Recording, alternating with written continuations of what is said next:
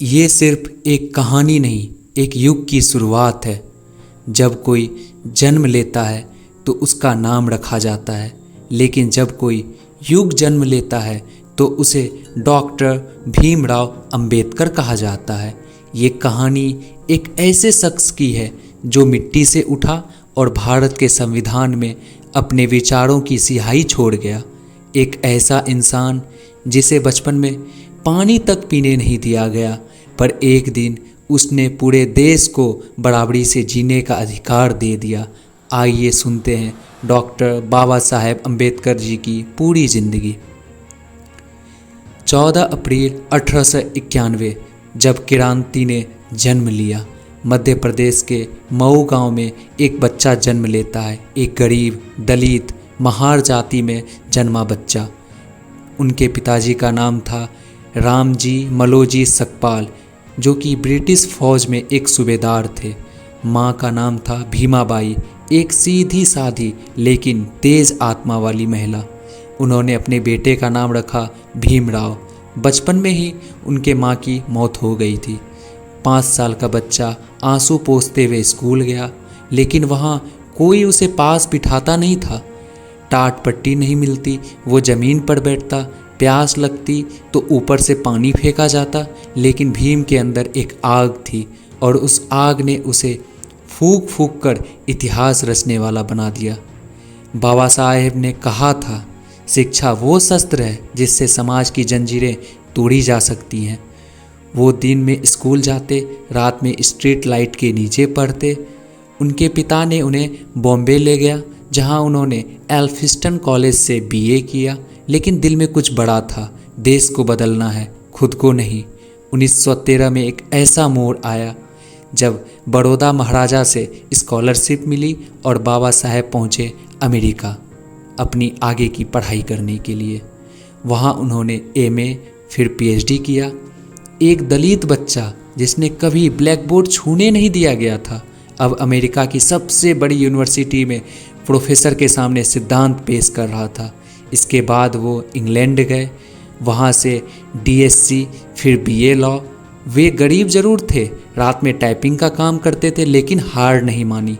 वो कहते थे, मेरा संघर्ष सिर्फ मेरे लिए नहीं है, ये हर उस बच्चे के लिए है जो मेरे जैसे हालात में जी रहा है।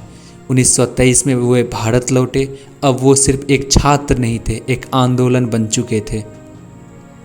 वापस आने पर उन्हें बड़ौदा दरबार में नौकरी मिली, लेकिन वहाँ उन्हें अपमान सहना पड़ा क्योंकि वो नीची जाति के थे। ऑफिस में बैठने को कुर्सी नहीं थी, रहने की जगह नहीं, यहाँ तक कि चाय वाला भी चाय देने से मना कर देता। बाबा साहेब ने नौकरी छोड़ी। अब उन्होंने फैसला किया, अब मेरा काम लोगों को जगाना है। उन्होंने बहिष्कृत हितकारिणी सभी बनाई दलितों की मदद के लिए। 1927 में महार सत्याग्रह का आयोजन हुआ। दलितों को सार्वजनिक पानी पीने का अधिकार नहीं था। बाबा साहेब खुद तालाब पर गए और पानी पिया। ये सिर्फ पानी पीना नहीं था, ये भारत के इतिहास में समानता की पहली चोट थी। फिर नासिक में कालाराम मंदिर सत्याग्रह, दलितों के मंदिर प्रवेश की मांग की। विरोध हुआ, पिटाई हुई, लेकिन वे डिगे नहीं। उन्होंने कहा, अगर ये मंदिर भगवान का है तो सबका है, अगर नहीं है तो हम सब छोड़ देंगे। बाबा साहेब ने दलितों को बोलना सिखाया और समाज को सुनना। 1947 में जब भारत आज़ाद हुआ, लेकिन आज़ादी अधूरी थी क्योंकि समाज अब भी टूटा हुआ था। तब प्रधानमंत्री ने कहा, हमारे संविधान का निर्माता कोई और नहीं, बाबा साहेब अम्बेडकर होंगे। एक ऐसा आदमी जिसे कभी स्कूल में छूने नहीं दिया गया, अब वही पूरे भारत का कानून लिखने जा रहे थे।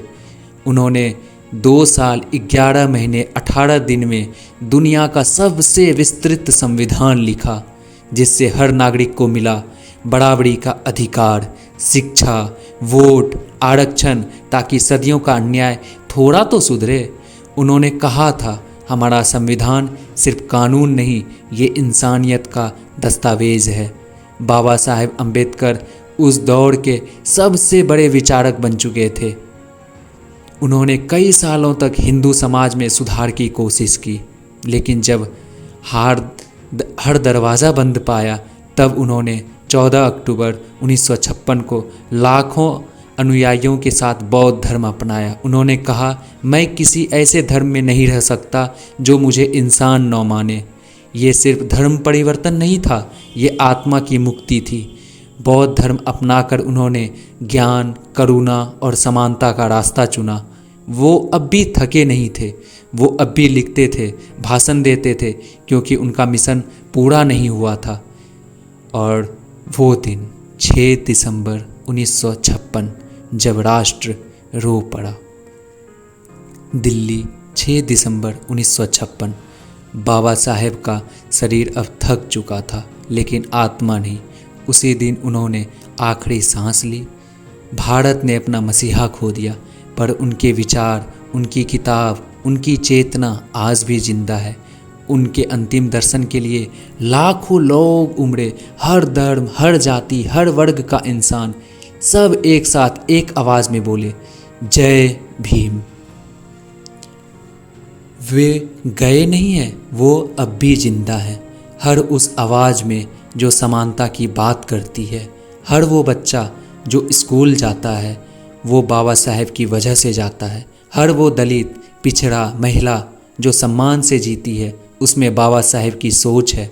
हम सब उनका ऋण कभी चुका नहीं सकते, लेकिन हम एक काम कर सकते हैं, पढ़ो, जागो और कभी किसी के साथ अन्याय मत होने दो। यही बाबा साहेब का सपना था और यही हमारी जिम्मेदारी है। अगर आपको इस महान आत्मा की ये कहानी सुनकर दिल भर आया हो तो इस वीडियो को शेयर कीजिए, ताकि हर बच्चा, हर युवा, हर भारतीय जान सके हमारा संविधान किसने बनाया और क्यों बनाया।